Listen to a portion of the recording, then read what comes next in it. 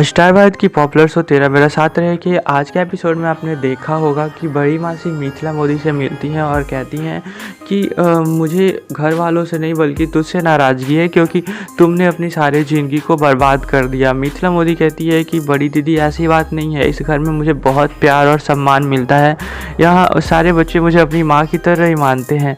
इस तरह से फिर दोनों मिल जाते हैं और उसके बाद बड़ी मासी गोपिका का धन्यवाद करती है और कहती है कि आज तुमने वो कर दिया जो पिछले 25 साल में कोई ना कर सका।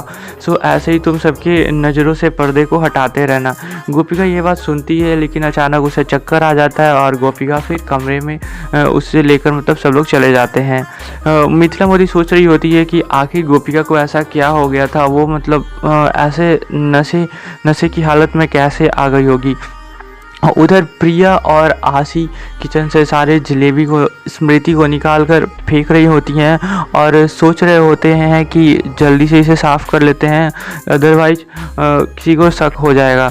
आशी सोचती है कि आखिर कैसे बचा जाए। फिर वो उसे दिमाग में एक आइडिया आता है और वो कफ सिरप लेकर वहाँ पहुँचती है जहाँ गोपिका होती है। उधर गोपिका को जब होश आता है तो बड़ी मासी कहती है कि गोपिका तुम्हें ऐसा नहीं करना चाहिए था। फिर उसके बाद सभी लोग उससे पूछते हैं कि आखिर क्या हुआ था, तुमने क्या खा लिया था, लेकिन गोपिका को कुछ याद नहीं होता है। गोपिका कहती है कि मुझे कुछ याद नहीं आ रहा कि मेरे साथ क्या हुआ था। पूछती है लेकिन कोई उसे बताता नहीं है। फिर बड़ी मासी बोलती है कि कोई बात नहीं और वो अपने गले का चैन निकाल कर गोपिका को देती है। कहती है कि तुमने सच में हीरा बहू को पाया है। उसके बाद मिथिला मोदी कहती है कि मैं समझ रही हूँ आप उसे चैन दे रही हैं, इसका मतलब आप यहाँ से अब जाना चाह रही हैं, लेकिन मैं आपको जाने नहीं दूँगी। बड़ी मासी कहती है कि मिथिला तू टेंशन मत ले, मुझे बहुत घर में काम है, अगले बार हम आएंगे तो उसके बाद सभी मिलकर हम लोग बातें करेंगे।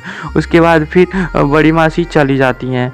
अगले दिन गोपिका जब बाहर निकलती है तो देखती है कि घर के कोई सर्वेंट होते हैं जो कि फैन को कस रहे होते हैं और उसी समय गोपिका देखती है कि उनके हाथों से ब्लड आ रहा होता है। गोपिका कहती है कि आप आराम कीजिए, मैं देख लेती हूँ। उसके बाद फिर गोपिका फैन के नट वगैरह को कसने लगती है, स्क्रू को कसने लगती है, तभी अचानक से उसका पैर लटखड़ा जाता है और उसी समय सक्षम वहाँ आ रहा होता है और सक्षम के बाहों में फिर से गिर जाती है और उसके बाद फिर शुरू हो जाता है दोनों का रोमांस। ये सब देख प्रिया जो है जेलस हो रही होती है। उसके बाद फिर सक्षम से गोपिका पूछती है कि आखिर मुझे बताइए कि कल हुआ क्या था। सक्षम हंसने लगता है, बोलता है क्या तुम्हें सच में नहीं याद है। गोपिका कहती है कि मुझे सच में नहीं याद है, लेकिन सक्षम कुछ बताता नहीं है और हंसते हुए चला जाता है ऑफिस। बोलता है कि कोई बात नहीं, तुम्हें सोचने की ज़रूरत नहीं है। उसके बाद चला जाता है। और उधर प्रिया जेलस हो रही होती है, सोचती है कि मैं तो इन दोनों के बीच दूरियां लाना चाहती हूँ और ये तो दोनों नज़दीक ही आते जा रहे हैं।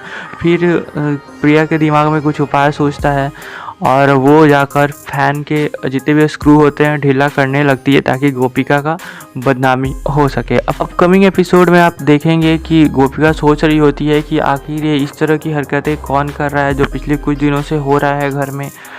फिर उसके बाद वो सोच रही होती है, उसे प्रिया पर शक भी होता है। उधर प्रिया गोपिका से मिलती है और कहती है कि क्या तुम्हें लगता है कि तुम सक्षम को खुश रख पाओगी। गोपिका कहती है कि तुम अपनी हरकतों से बाज आ जाओ वरना तुम्हारी चुटिया पकड़ के बाहर निकाल दूंगी। और अपकमिंग एपिसोड इस तरह से आपको देखने को मिलेगा। वेल गाइस, आज का एपिसोड आपको कैसा लगा हमें कमेंट करके बिल्कुल बताइएगा और साथ ही वीडियो को लाइक करिएगा और इस तरह के रेगुलर अपडेट के लिए हमारे चैनल को सब्सक्राइब करना बिल्कुल ना भूलिएगा। Thanks for watching guys.